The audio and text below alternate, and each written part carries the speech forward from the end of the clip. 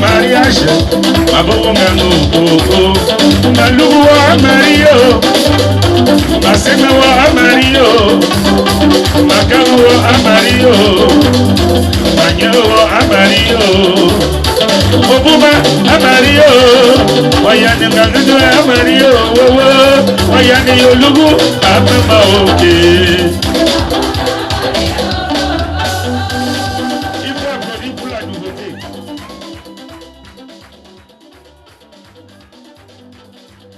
Au travers d'un ange appelé Gabriel à la Sainte Vierge Marie, l'enfant que tu vas mettre au monde sera et sera. Et qu'est-ce que maintenant Dieu va faire? Il va prendre et Joseph, et Marie, et les disciples, et les Suzanne, elle s'appelait qui? Toutes les femmes là, mettre autour d'eux pour que Jésus devienne. Oui, à peu près. Est-ce que vous avez compris? Jusqu'à mettre Judas. Amen. Pour que Jésus devienne. Est-ce qu'il peut se tromper dans le casting? Hein? Est-ce que vous voyez que les pièces là, Dieu se trompent? Il a aussi mis Judas dedans, non? Hein? Vrai ou vrai? Il n'a pas mis Judas dedans. Est-ce qu'il se trompe au niveau des castings des personnes? C'est l'homme qui a l'impression que parfois il peut arriver que Dieu, non, ce n'est pas l'autre là, autour, non, il fallait. C'est pour ça que les hommes, vous allez remarquer que les hommes qui commencent à évoluer, lorsqu'ils changent tous les hommes qui étaient autour d'eux, ils échouent. Vous savez un peu plus ça. C'est-à-dire, il y a des hommes qui, lorsqu'ils étaient dans la galère, ils étaient avec certains galériens.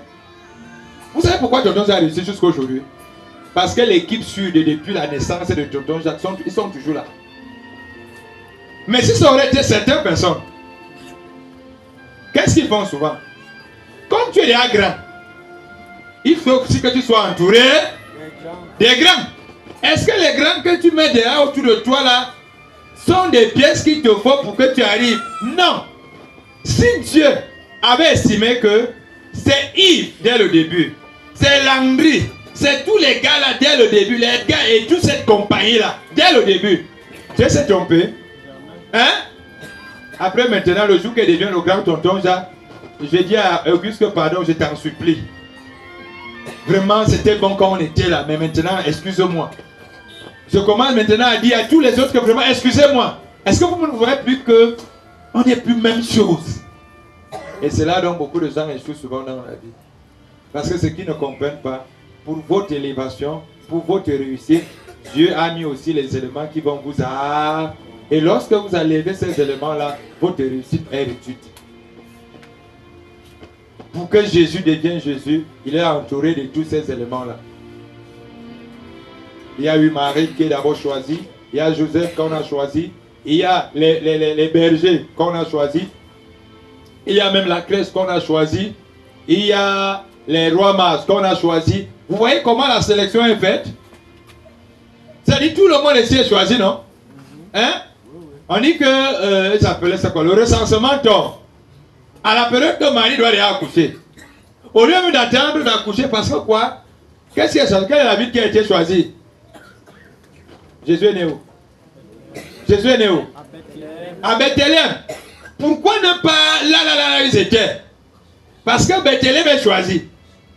Et c'est comme ça qu'on dit, ah, il y a un recensement. Que chacun rentre dans son village, allez faire le recensement. Et pourtant, Marie, elle est enceinte. On devait dire que non, vraiment, ne pas. Joseph dit qu'allons faire le recensement chez nous. Parce que Bethléem est. Et non Nazareth. On n'a pas choisi Nazareth. En ce qui concerne la naissance, on a choisi qui? Bethléem. Et chemin faisant, ils arrivent. On n'a pas choisi l'hôpital, c'est pas la Quintini ou l'hôpital général de Bethléem. On a choisi quoi? Les tables. Et on a sélectionné les animaux qui devaient être là. Il n'y avait pas le serpent. Il y avait quoi? Les moutons, les vaches. Et on a choisi les premières personnes qui devaient accueillir l'enfant. C'était les qui? Pardon? Les bergers. Parce que ce sont les anges qui vont d'abord voir les bergers. Ils disent aux bergers que là où vous êtes là, un sauveur vient. Les anges ne sont pas allés voir les pasteurs, les présidents, les ministres qui étaient. Regardez le choix des personnes. Regardez comment Dieu fait ces choses. Est-ce que tu comprends que pour que tu deviennes ce que tu vas devenir, Dieu lui a déjà fait le casting de ce qu'il faut. Et si maintenant j'accepte, j'ai dit à Dieu, ok, Père, qu'il me soit fait selon ta volonté, tu finiras par devenir, puisque ce qu'il voudrait que tu deviennes, c'est avec le recensement que on appelait qu'il l'empereur Auguste, c'est ça, avait donné. Joseph qui accompagne sa femme, ils arrivent à Bethléem, l'enfant est né, on trouve que même les hôtels, même les auberges, tout est surchargé. Qui les a surchargés? C'est Dieu. Parce que lui là a son projet. Son projet c'est l'étape et non l'hôtel. Son projet c'est l'étape et non l'auberge. Toutes les maisons sont remplies. Maintenant son projet c'est que les premières personnes, ce sont d'abord les bergers. Parce que Jésus sera un berger. Le Saint Jésus-Christ. Si on allait prendre les présidents, est-ce que Jésus devait être un président? Il sera berger et les premières personnes qui viennent, berger. Venez vacciner l'enfant, c'est les bergers. Venez avec tout votre doutou, mettez à l'enfant. Ce sont les bergers qui sont là-haut, non? Avant maintenant que les rois, vous voyez comment Dieu fait ces choses? Il est berger roi. On commande avec les bergers et maintenant la royauté arrive. On vient donc maintenant avec la royauté. Tout est tracé. Tout est tracé. Si et seulement si nous nous posons la question d'où nous sortons et là où nous allons. Et maintenant le type don qu'on choisit pour père. Le type don, Joseph, ce n'est pas au hasard. Tout est tracé. Parfois, on peut avoir l'impression que non, vraiment, tout est... Parce que lorsque maintenant, tout ce qui doit arriver, qui devait arriver, on dit à Joseph, prends maintenant l'enfant et la femme, et ta femme, allez-y en Égypte. Parce qu'on connaissait qui était Joseph, et ce que Joseph pouvait faire. Pourquoi ne pas aller prendre quelqu'un d'autre, mais prendre Joseph? On connaissait ce que Joseph était capable de faire. Il fallait ramener maintenant Jésus. Il fallait maintenant encadrer Jésus. Et tout, lorsque la mission avait commencé, il fallait maintenant choisir les hommes. Jésus lui-même, il a fait une prière toute la nuit. Et le lendemain, il s'est levé. Et il a appelé les 12 disciples. Tout était tracé. Les disciples ont été choisis. Il fallait maintenant que la mission continue. Donc, une façon de nous dire, lorsque Dieu a dit, tu seras le Fils, tu seras. Il va tout faire pour pouvoir, si nous respectons le logiciel, lui-même a déjà pris des dispositions. Il a pris toutes les dispositions pour que, parce que c'est lui qui a dit, c'est pas toi. C'est lui qui a dit à Jésus qui sera le Messie, le Seigneur, le Sauveur. Même le nom est choisi. L'ange dit, donnez-lui le nom de. Vous voyez qu'à un moment donné, nous ne sommes que des figurants dans notre propre existence. Tout est choisi, le parent est choisi. Marie, Joseph, le nom est choisi.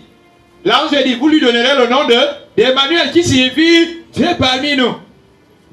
Vous l'appellerez. Vous voyez qu'il n'y a pas. Qu'est-ce que Joseph et Marie ont trop fait simplement? On dit d'abord, tu vas tomber enceinte. L'enfant là, c'est donc même la grossesse de Marie, elle pose la question, ça va me dire comment? Donc lorsque Dieu a tracé notre vie, lorsque Dieu nous a choisis, nous avons il y a tout un chemin qui est déjà tracé. Mais le plus souvent, nous sortons de ce chemin à cause de nos convoitises et nos désirs. Et il y a des périodes. La première période, c'est que Jésus doit naître. Après un temps, Jésus doit disparaître. Après un temps, il doit réapparaître à 12 ans. Après un temps, il doit disparaître. On ne sait pas là où il est passé entre 12 ans et 30 ans. Et c'est ça la vie de quelqu'un. À un moment donné, le jour qu'on disparaît, on attribue que la disparition est due à... Pourquoi Jésus avait disparu? Jésus a d'abord disparu parce que Hérode rôdait. Hérode qui rôdait voulait finir avec l'enfant. Il fallait donc que pendant que Hérode rôde, que Jésus lui soit caché. Ta disparition ne voudrait pas dire que Dieu ne te bénit pas. Dieu voudrait qu'à un moment donné, nous soyons parfois cachés en attendant que Hérode parte. Et lorsque Hérode est mort, qu'est-ce qui s'est passé? L'ange dit, rentrez. Et après un temps, ils ont grandi, il a appris la menuiserie, il a appris tout ce qu'il allait, parce que ça devait le forger à devenir le berger de demain. Sûrement, il y avait même les chèvres et les moutons avant 30 ans qu'il a eu encadré, peut-être.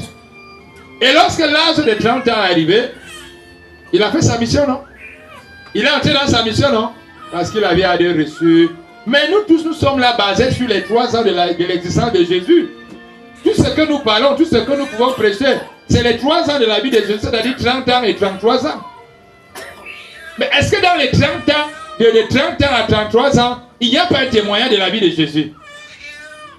Est-ce que Jésus peut dire qu'entre 30 ans et 33 ans, il n'a rien fait sur la terre, puisque sur la croix, il dit, tout est accompli. Donc tout est tracé. Il y aura des périodes où c'est un peu mort. Il y aura des périodes où on a l'impression que c'est un peu vide. Il y aura des périodes où tu as l'impression que tout ce temps-là contribue à ce que tu puisses, si tu te poses la question que je sors d'où, à accomplir quoi? Ta mission. Ne pas penser que le temps mort de ta vie voudrait dire que non, Dieu n'est plus là. Il est là en grandeur nature. Il n'a pas dit à Joseph d'aller combattre Hérode. Il a demandé à Joseph de fuir Hérode. Fuir. Prends l'enfant et la mère, fuyez. Il ne l'a pas demandé d'aller le combattre. C'est l'erreur que nous parfois nous faisons, nous les chrétiens d'aujourd'hui.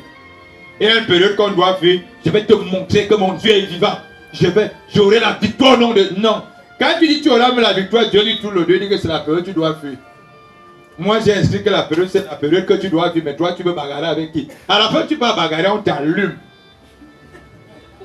Tu peux maintenant récupérer ce qui n'était pas pour toi. Et tu vas dire, je ne comprends pas. Non, c'est une période où on vient, une période qu'on fuit. Jésus a fui, non? Hein?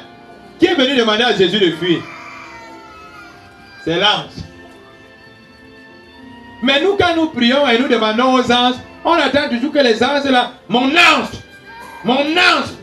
viens me venger. Ton ange te dit que non, vraiment, ce n'est pas la période de venger, pardon, fuyons. Pendant que l'ange lui-même est en train de fuir et tu peux maintenant bagarrer, on te cogne. Parce qu'il y a une période où on doit fuir. On doit sortir de la circulation pour aller un peu à l'écart où les radars ne vont plus nous voir. Et il y a maintenant la période où l'ange te dit, allons-y. Et il y a maintenant aussi une période où l'ange vient ouvrir ta tombe. Vous voyez que Dieu, c'est un gars qui évolue au fur et à mesure. Il y a un ange qui te demande de fuir. Donc ne faites donc pas que si demain il y a un ange qui vous demande de fuir, vous allez dire que c'est Satan. Non. Fuir aussi est une protection. Fuir est une protection. Ce n'est pas simplement le combat qui est une protection, je ne sais pas quoi. Fuir également est une... Vous comprenez? Fuir les problèmes est une protection. Si vous sentez que quelqu'un met les problèmes, fuyez, non? Hein? Ça ne va pas vous épargner des problèmes. Si tu sens que la personne aime les problèmes, fuis. C'est une... Mais si tu dis, comme il m'a fait ça, on va faire ça. À la fin, qu'est-ce qui va arriver? C'est le sang qui va couler partout, non? Mais si tu fuis, tu vas voir que ça t'a protégé et peut-être ça a aussi protégé la personne. Et le moment maintenant, là, on dit revenez, Jésus est revenu et je crois que c'est sa mission. Quand maintenant il fallait crucifier Jésus, il a été enterré, on l'a mis. Là, c'est l'ange qui est venu ouvrir la tombe, non? Donc l'ange viendra également le moment où tu as l'impression que tout est fini, te permettre de sortir de ta tombe. Donc voilà ce qu'il fallait dire pour tous ceux qui ont le logiciel déjà chez Dieu. Si tu as le logiciel chez Dieu, il y a l'ange qui vient annoncer la nouvelle, l'ange qui te demande de partir, l'ange qui te demande de revenir, l'ange qui vient maintenant pour te sauver.